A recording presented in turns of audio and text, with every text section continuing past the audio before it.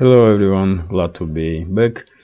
This video gonna be second update for today and second for Patreon only. Unfortunately, I couldn't manage to make this video, this update on the street outside.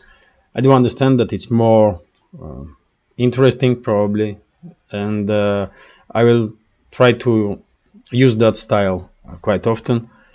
Tomorrow I will try to do update on outside, update for Patreon.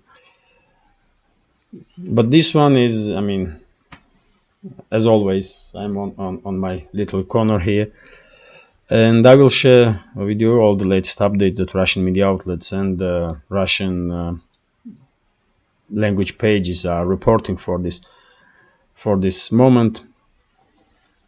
It's still 25th of April now. It's almost 7 o'clock in the afternoon, and first news that I like to share with you is about Khramova.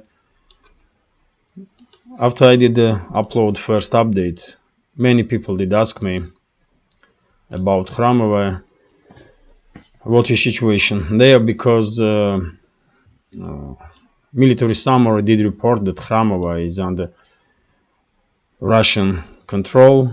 And this is, by the way, Khramova, this settlement here. I will use this map. It's easier to see.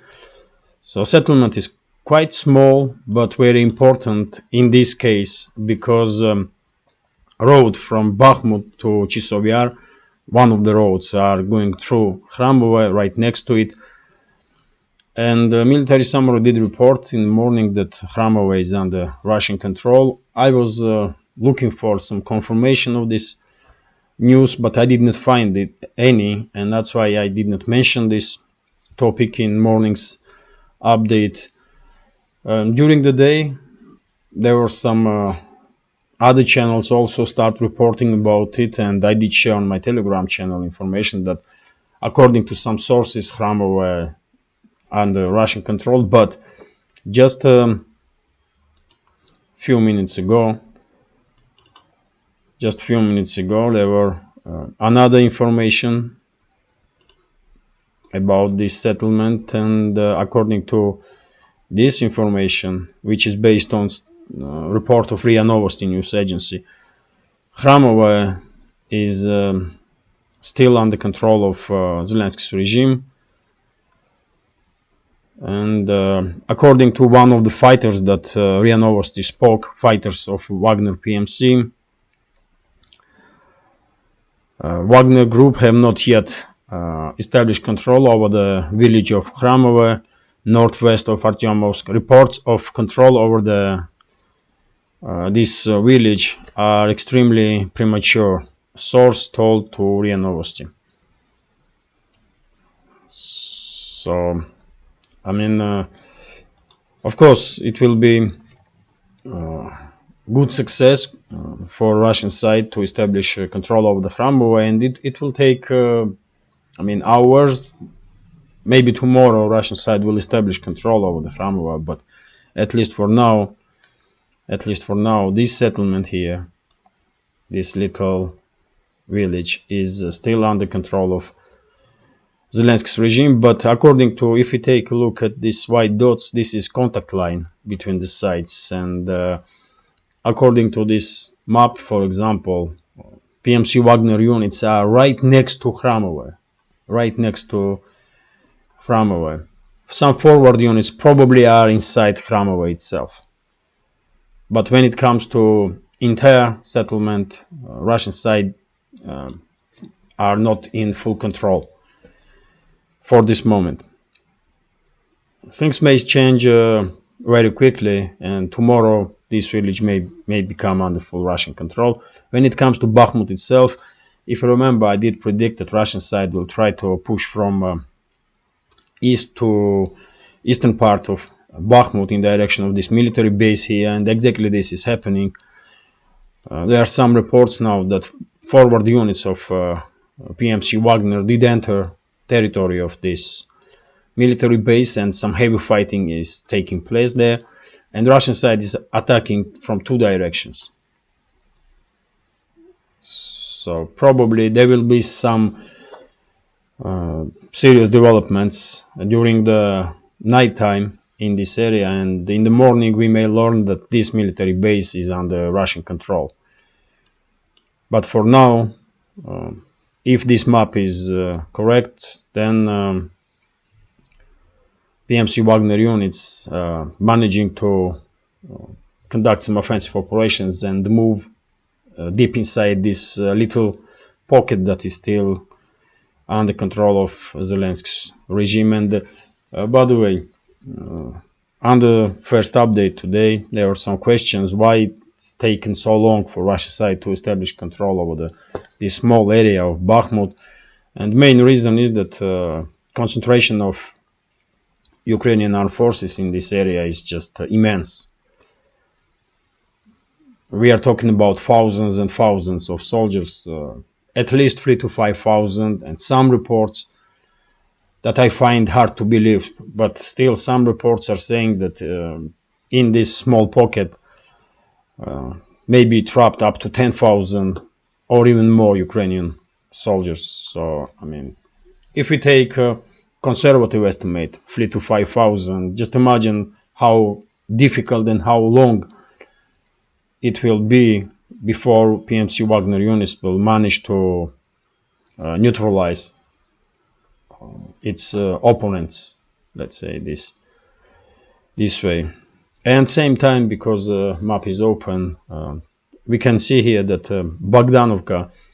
Bogdanovka is under fire. This is also important at this stage of conflict, very important settlement between Bakhmut and Chisovyar.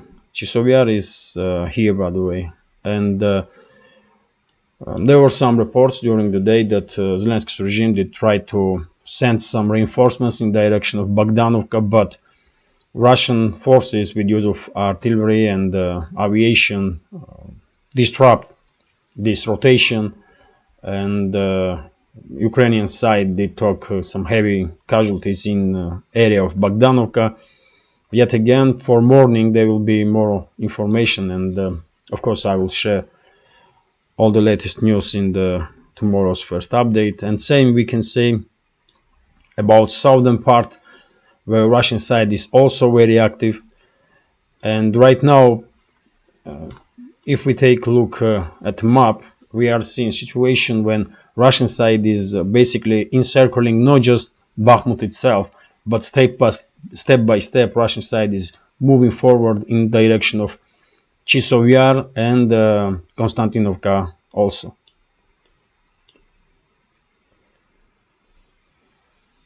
And both these towns are constantly under Russian artillery or aviation strikes. Let's. I hope I did share all the information about Khramova. This was very demanded, let's say, topic after first update or today in general. Now let's talk about some other news, and of course I'm gonna start with this information RIA Novosti is reporting, and probably you all are already know that Biden did make statement, and he announced that he will run for next presidential election. Basically, what we can say, I mean, we can right now congratulate Republicans that they did manage to return to White House, because I mean, there's no way I'm gonna believe that neoliberals gonna win next election, especially if the main candidate is Biden. It's just, I mean, I don't know, impossible. So probably it will be, wise enough to congratulate Republicans right now. They will definitely win next presidential elections, and one may say that it's not really big difference. It's Republican candidate in the White House or Democrat, but it may, because deep state is in control anyway, and of course in many cases that's true, but personalities also play some role. isn't it? And after all, Biden did damage U.S. Reputation so much so that it's just I cannot believe that U.S. citizens will still vote for this person or any other neoliberal candidate for that matter. So I don't know who will be from Republicans, major candidate, probably Trump, if neoliberals did not conduct some other provocations against him. Maybe some other candidate, DeSantis, for example, but no matter what, any other candidate will be better than Biden and his inner circle. Let's continue, and this is RIA Novosti's report, and of course, in update, Ukraine will take quite a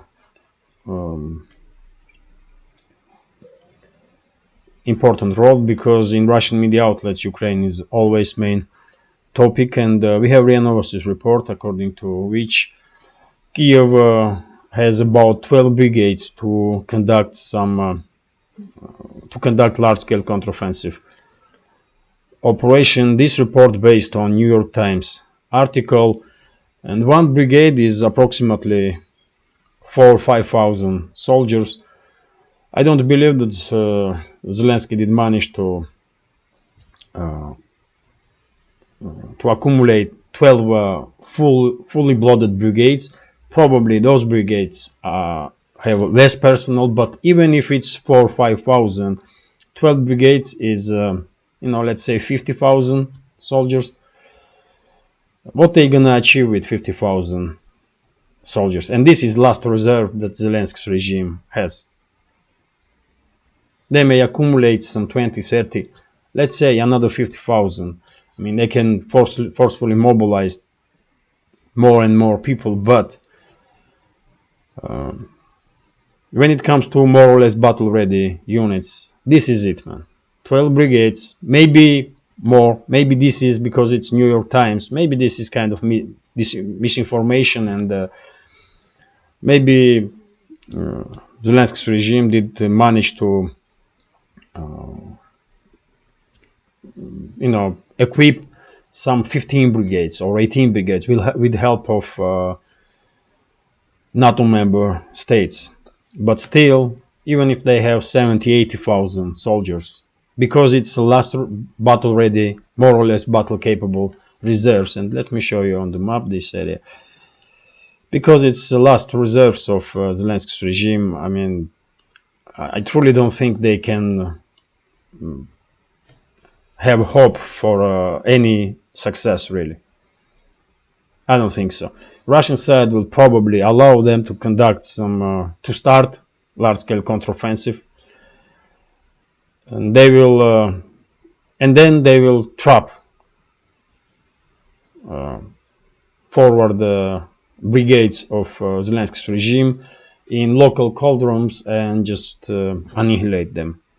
And after that, basically, nothing is stopping Russia to conduct large-scale offensive operations on its own and basically move towards Dnieper without, any more or less significant resistance. Yet again, I'm not in Russian general staff, and I cannot know what Russian plans of Russian military personnel. But when it comes to this anticipated by many counteroffensive of Zelensky's regime, as time goes by, I have more and more doubts that they will be even able to conduct counteroffensive operation, large-scale counteroffensive operation. But I'm 100% sure that even if they manage to start this operation, I'm 100% sure that they will basically achieve nothing significant. Let's continue with some other news, and this is RBK news agency's report. I cannot remember, did I share this information in the morning's update or not, but according to this is RBK news agency's report, I think I did share this already. This is this report based on Politico's article, according to which U.S. officials are now afraid that if counteroffensive of Zelensky's regime will be unsuccessful, many European countries may distance themselves from Zelensky's regime or from Kiev regime, let's say, because I'm not sure Zelensky will stay in power for much longer after this counteroffensive will fail. And, probably US officials are right when they are predicting that in case of failure of Zelensky's regime, many European countries will try to distance themselves from Kiev, and they will minimize their involvement in this conflict. This is true. Probably they just need reason to do so, and once Zelensky's regime will fail with its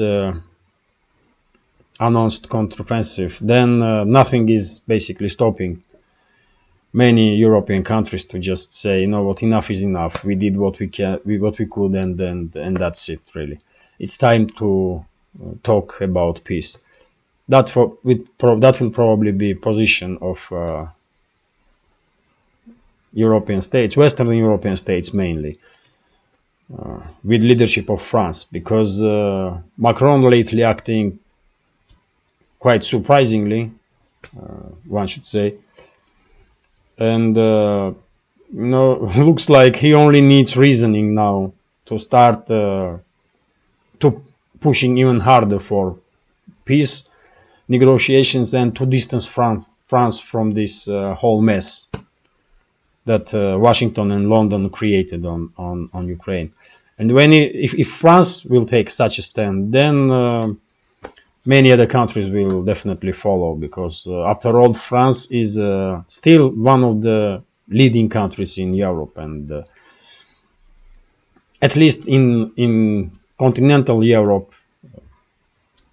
position of France still did means something. So let's continue now, and this is also quite interesting. Kommersant News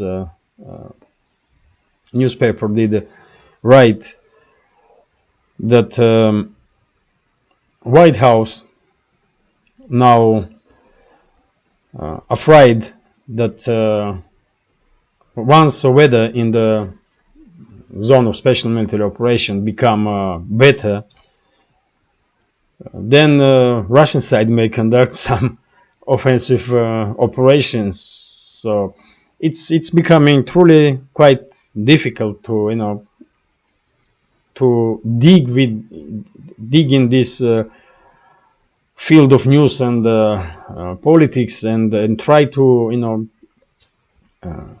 read between the lines, because it is too much propaganda and too much misinformation, and sometimes it's just hard to understand what the hell is really going on. So in one hand, White House is talking about inevitable counteroffensive of Zelensky's regime, and same time, and this, by the way, this statements was made by John Kirby. He's official of White House, high-ranking official. He's an admiral, if I'm not mistaken. So, former military, active military personnel, and yes, he's now saying that once weather will become better, then Russia may start offensive operations. Partially he is right, because after Zelensky's regime will fail with its counteroffensive, and war will take as a failure not just defeat of Ukrainian counteroffensive, but also if this counteroffensive will never happen. The world will in any way take this kind of developments as a defeat of Zelensky's regime. And once weather will improve in conflict zone, it's just obvious that Russian side will become more and more active, but I don't think it will happen like in next month or two. No, Russian side will wait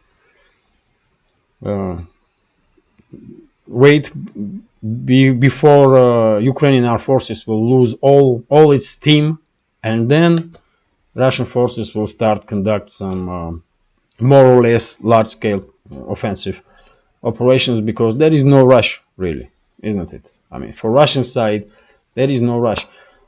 As you know, there are some reports from Ukraine that Zelensky's regime did give order to Ukrainian armed forces to keep keep fighting for Bakhmut at least before 9th of May. But that's approach from, if that's true, then that's approach that Zelensky's regime has, and maybe Western elites also, that they want to distract Russians from celebration of Victory Day on 9th of May. But from Russian side, I never read anything that will say that we have to take Bakhmut before 9th of May or anything like that, man. There is no rush. If basically right approach is that let fighters on the front line take the time and with minimal casualties achieve their goals. That's it. And if it will take 1 week to establish full control over the Bakhmut, okay, it's 1 week. If it's 5 weeks, then okay, it's 5 weeks. There is no rush. I don't think Moscow did give order to Russian forces that they have to take Bakhmut before 9th of May. I don't think Moscow operates that way. It's just not logical, really. Don't make any sense, So yes, in some sense, John Kirby is right. After weather will become better in a conflict zone, Russian side will start conducting some offensive operations. But when it comes to decisive move from Russian side, I still believe that it will happen in the winter. I was expecting large-scale Russian offensive operation previous winter. At least before end of January, I was thinking there will be some offensive. But then, when I was analyzing information, I start making some skeptical comments that, there may not be any offensive. And yes, eventually we did not see any offensive in the winter, but probably it will take place in next winter. But yet again, who knows, man? That's my guess. But I think decisive victory will be achieved next winter. But if Ukrainian armed forces will collapse in next one or 2 months, then there will be no need to wait for winter. That's also obvious. And possibility. Also possibility. Let's continue, and this is very interesting. This is very interesting news because today, and in previous days also, Medvedev did make quite strange, at first look, quite strange statements about future of Ukraine. And today, he basically directly said that it's better if Ukraine will be divided between the countries. And he did mention Poland, he did mention Hungary, he did mention Romania. So according to him, it's better if Ukraine will be divided and some parts, western parts of Ukraine will become a part of NATO. That's a better way other than entire Ukraine to become part of NATO. So he is basically making comparison which one is a worst case of scenario, when entire Ukraine is in NATO or only western parts of Ukraine. And in this case, he did spoke about dividing Ukraine between the neighbors. And I believe this is the first time when such a high-ranking official, and Medvedev is not just former president of Russia, he is the current deputy chairman of Russian Security Council, so he is a very high-ranking official.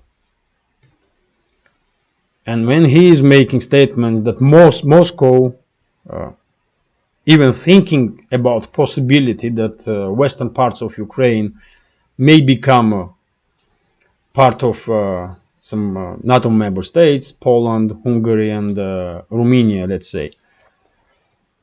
That means that Moscow basically opening door for possible talks between the sides, between Moscow and Warsaw, Moscow and Budapest, Moscow and Bucharest, so that they may be some deal done about future of the modern Ukraine.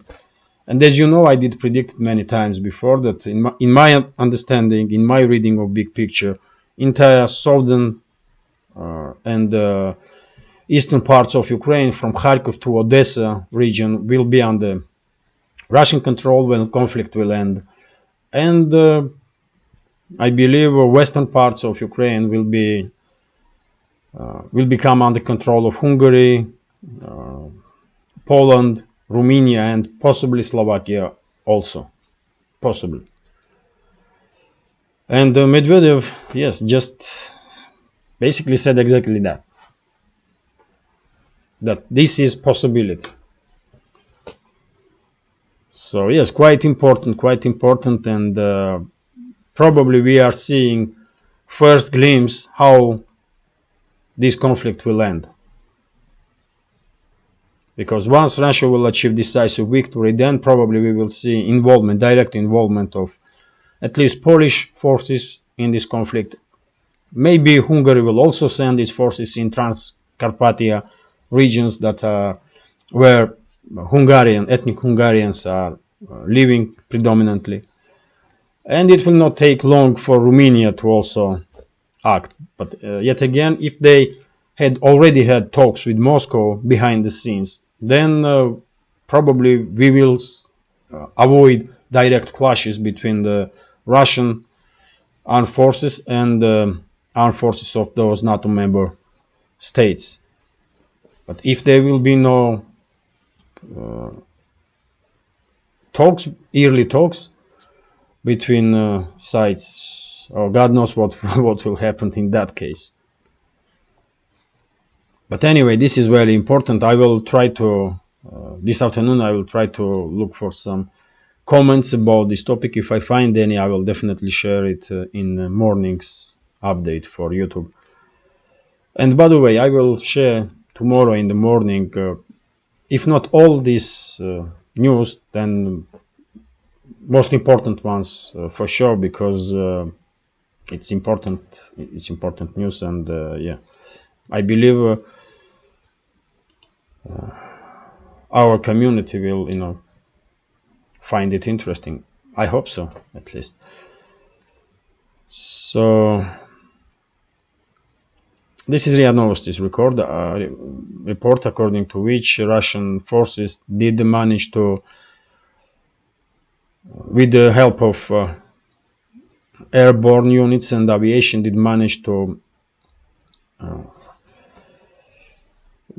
destroy Ukrainian units that were trying to reinforce Bakhmut direction. And according to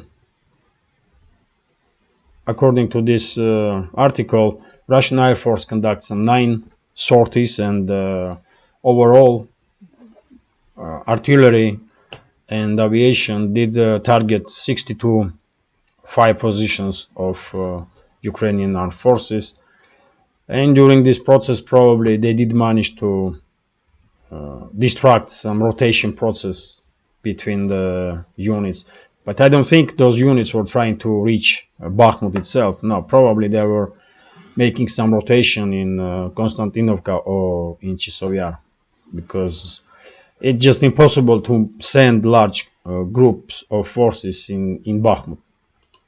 They will be destroyed. So this is TASS News Agency's report, which is, I find it interesting. Maybe you are familiar with this plane. It's called Okhotnik. It's a Russian stealth-capable drone, strike drone.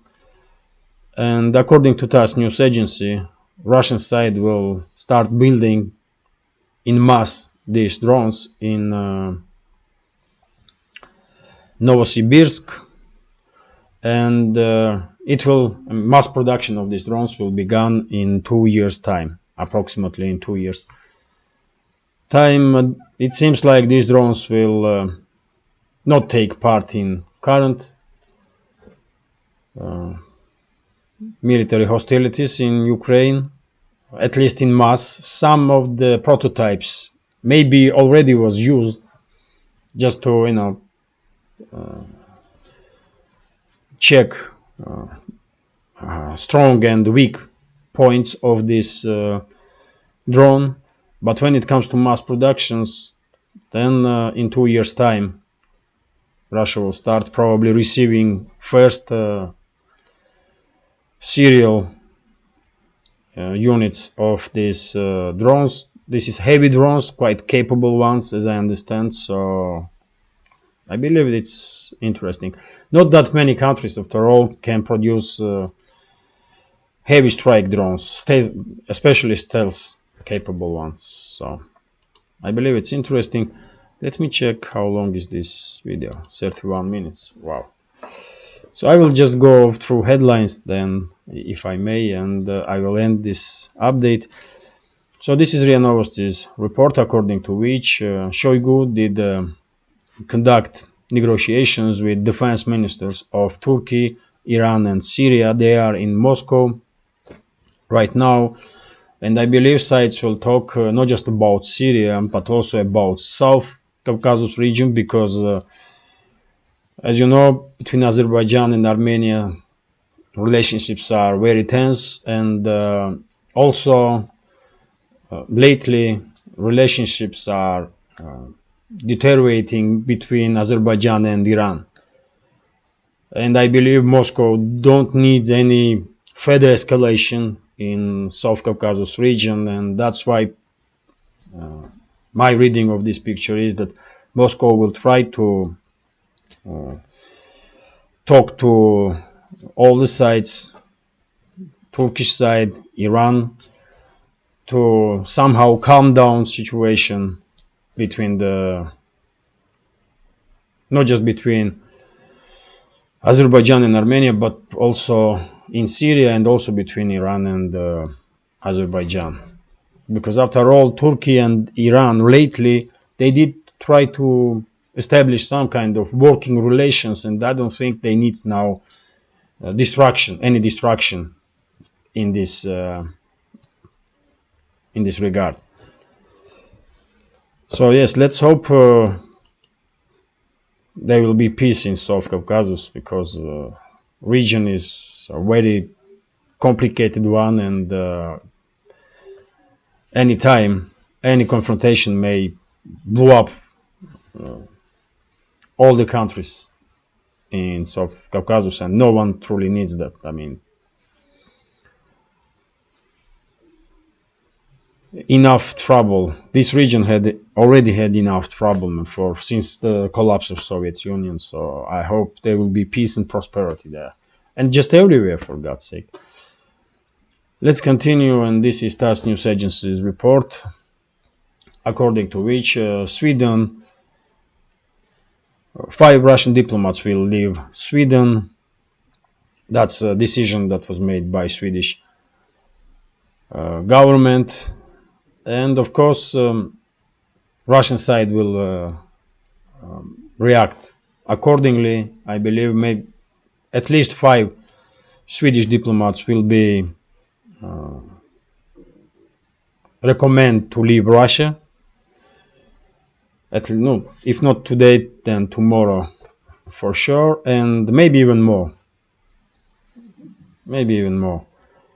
But yet again, I truly don't understand why Sweden did talk such anti-Russian stance, man. They did enjoy this at least partial neutrality for quite a long time, and why they are becoming active part of this anti-Russian coalition, I just don't get it, man. Why Sweden need this, or why Finland put itself in this position to be like open enemy of Russia? I mean, it's just truly don't make any sense, man. But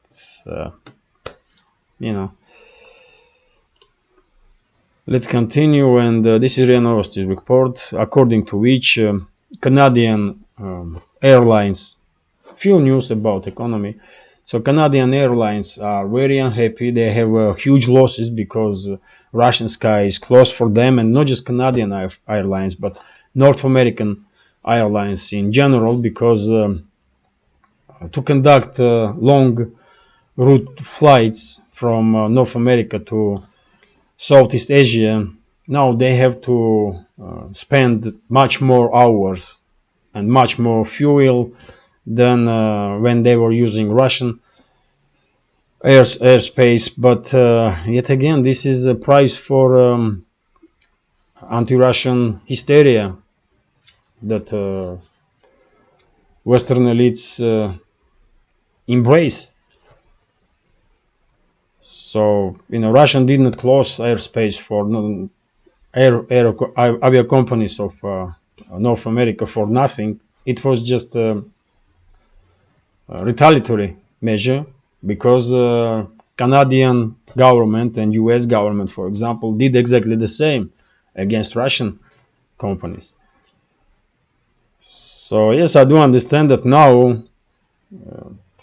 Western avia companies are in huge disadvantage because, for example, Chinese companies are perfectly, making additional hundreds of millions. Chinese and Indian companies, for example, avia companies, making tens and hundreds of millions of dollars probably because they are, in good place right now, and they can use Russian aerospace whenever they like. But yet again, this is not Russian fault or Chinese fault or Indian fault. It's Western elites that create all this mess, man. And it will take, I don't know, probably decades to clear up this rubble that will be left after sides, Western elites and Russia, for example, will decide to rebuild relationships again, if it will ever happen. It will probably, but not tomorrow and the day after for sure. And this is gonna be last news for this update. TASS news agency is reporting that in 2024 in Russia, minimal wage will rise 18.5%.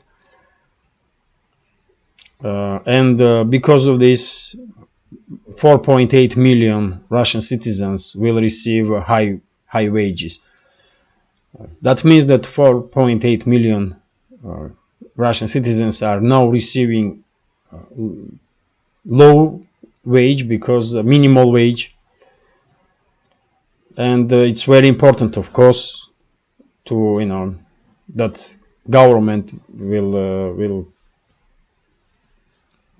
on legislation base will rise minimal wage for work personnel, and it's good that 4.8 million people will receive some more money.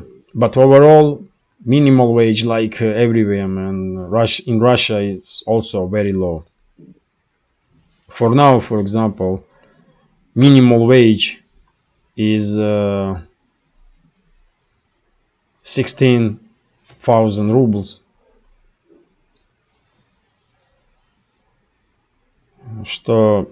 which is, very low. This is very low, man. 16,000 rubles is just nothing, really. And that's why many companies, probably, in some other countries also happening this kind of stuff. Many companies are paying minimum wage to pay less taxes, and they are giving additional money as a bonus, because this way they are avoiding some heavy taxation. Even though taxes in Russia are quite liberal, really, and in that regard, when it comes to taxes, Russia in good place. It's not kind of like California, where almost half of the wages or half of the income should be paid for state or federal government.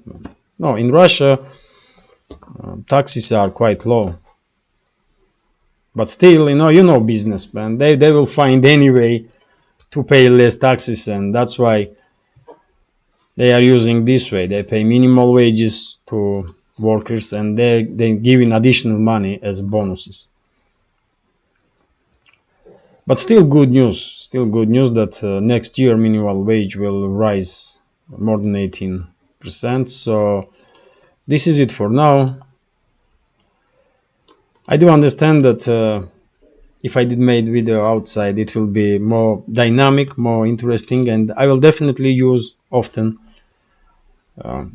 that style. I call it Alex Christoforou style when you are making videos outside, and I did try quite a few times, and under yesterday's update, for example, comments were very, very friendly, and many of you did rate my attempt uh, quite well. So I will definitely use that technique.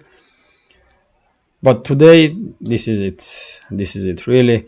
I hope you will find video interesting, and yes, have a nice day. Take care, and see you soon.